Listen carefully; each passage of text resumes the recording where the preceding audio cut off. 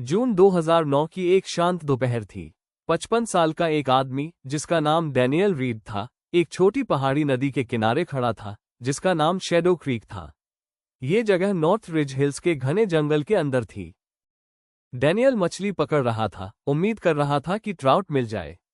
लेकिन लगभग 1 घंटा बीत गया और एक भी मछली नहीं फंसी। आमतौर पर डैनियल को इंतजार करना अच्छा लगता था। उसे प्रकृति के बीच अकेले रहना पसंद था। लेकिन आज हालात अलग थे।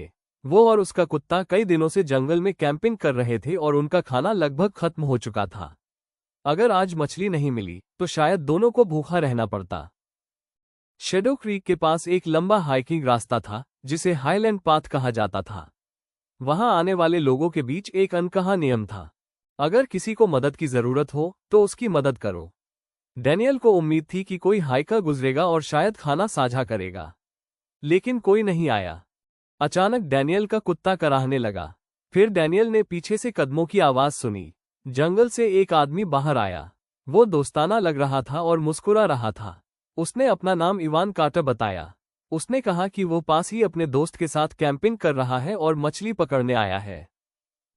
डैनियल ने ईमानदारी से बताया कि वो भूखा है। इवान ने जरा भी देर नहीं की। उसने डैनियल को स्नैक बार, चिप्स और मछली पकड़ने का चारा दे दिया।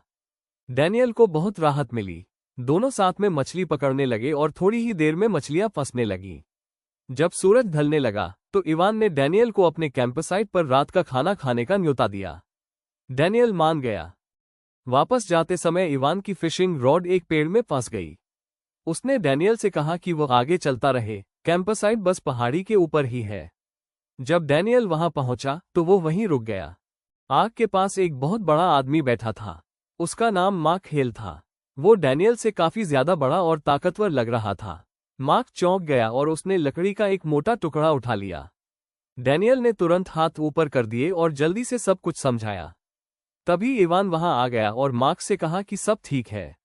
लेकिन माहौल अजीब हो चुका था। डैनियल महसूस कर सकता था कि मार्क उसे वहां नहीं चाहता।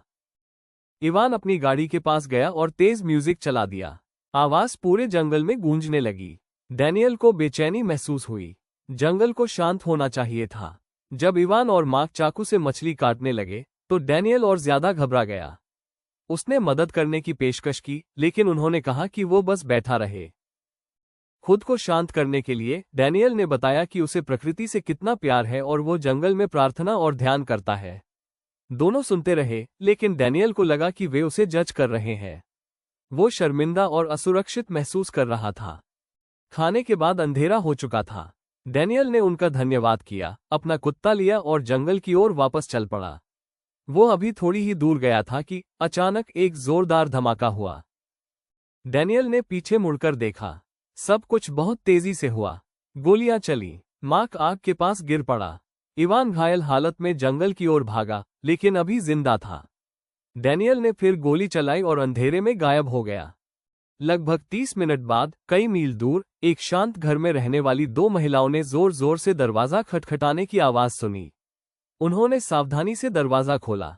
बाहर एक आदमी खड़ा था, बुरी तरह घायल। वह इवान था। उसने शैडो क्रीक का नाम लिया और मदद मांगी, फिर बेहोश हो गया। महिलाओं ने तुरंत आपातकालीन सेवाओं को फोन किया। उसी समय पुलिस शैडो क्रीक की ओर जा रही थी कि एक ट्रक तेज रफ्तार से उनकी ओर आया। ड्राइवर ने नियंत्रण खो दिया और ट्रक जोर से टकरा गया। ड्राइवर जिंदा बच गया और उसे अस्पताल ले जाया गया। पुलिस जब शैडो क्रीक पहुंची तो उन्हें इवान और मार्क का कैंपसाइट मिला। पास ही उन्हें एक और छुपा हुआ कैंपसाइट मिला। उसके अंदर कई चाकू, अजीब निजी सामान, एक पुलिस रेडियो और एक ट्रेल मैप था, जिस पर कई जगहों पर गोले बनाए गए थे। उनमें से एक जगह शैडो क्रीक भी थी। उन्हें पहचान से जुड़े कागजात भी मिले। चलो अब हम कहानी के असली मोड़ पर आते हैं। डैनियल रीड उसका असली नाम नहीं था। उस आदमी का असली नाम कालेब रोवे था। वो एक जाना माना अपराधी था, जिसने कई साल पहले हाइकर्स की हत्या की थी। जेल की सजा पूरी करने के बाद वो उसी जंगल में लौट आया, जिसे वो सिर्फ अपना मानता था। दुर्घटना के 4 दिन बाद कालेब की मेडिकल समस्याओं की वजह से मौत हो गई। दरअसल उस रात डैनियल रीड ने ही मार्क और एवन की हत्या करने की कोशिश की थी। इवान और मार्क बच गए। बाद में उन्होंने पुलिस को बताया कि वे सिर्फ एक अकेले आदमी की मदद करना चाहते थे। आज तक कोई नहीं जानता कि कालेब के दिमाग में असल में क्या चल रहा था। कुछ जंगल उन बातों को याद रखते हैं जिन्हें हम कभी नहीं समझ पाएंगे। इसी के साथ हमें इजाजत दें। अब हम आपसे फिर मिलेंगे एक दूसरी कहानी के साथ। अगर आपको भी इस तरह की डार्क और रहस्यमयी कहानियां पसंद हैं, तो हमारे चैनल को सब्सक्राइब करें। शुक्रिया।